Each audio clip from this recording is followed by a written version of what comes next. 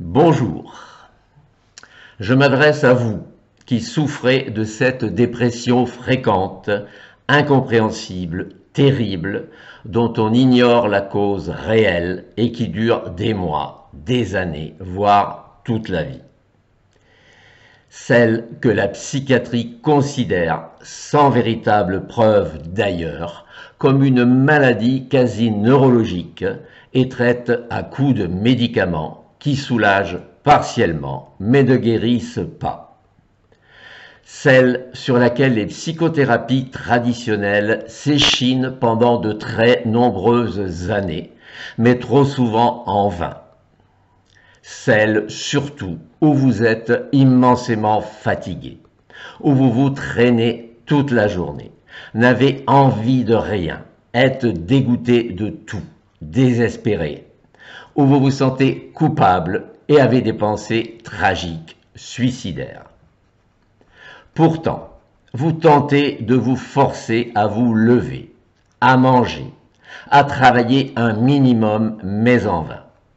Et votre entourage inquiet, démuni, imaginant parfois que vous vous laissez aller, que vous vous écoutez trop, vous incite à réagir, gentiment ou pas très.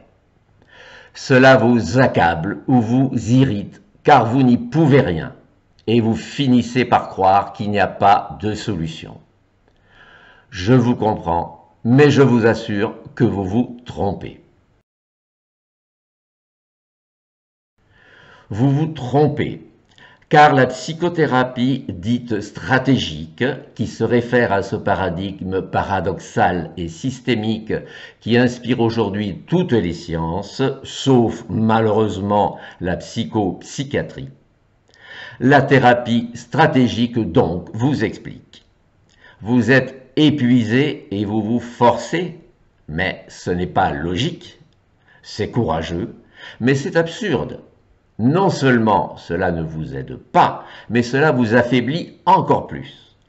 Cela aggrave et prolonge votre état. Donc, faites le contraire. Ne vous forcez plus, ou plutôt, forcez-vous à ne pas vous forcer.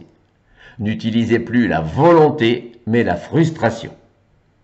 C'est-à-dire, concrètement, le matin, vous n'arrivez pas à vous lever. Alors, posez-vous un ultimatum.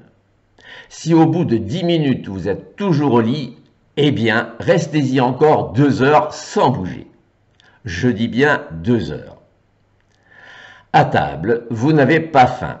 Alors, ne mangez pas. Buvez une tisane ou un café et rien d'autre jusqu'au repas suivant.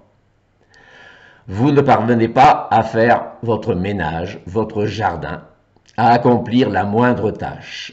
Pareil, si au bout de 10 minutes vous n'avez pas commencé, ne faites rien du tout pendant 24 heures jusqu'au lendemain, même heure.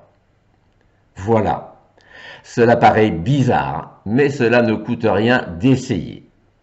Et si votre dépression est bien celle que j'ai décrite, cette thérapie par la frustration volontaire et le repos contraint soulagera votre organisme épuisé et vous redonnera petit à petit l'envie, donc l'énergie, donc la santé. Pour plus de renseignements, tapez sur le net « Thérapie stratégique brève de Palo Alto ». Je vous souhaite un bon rétablissement.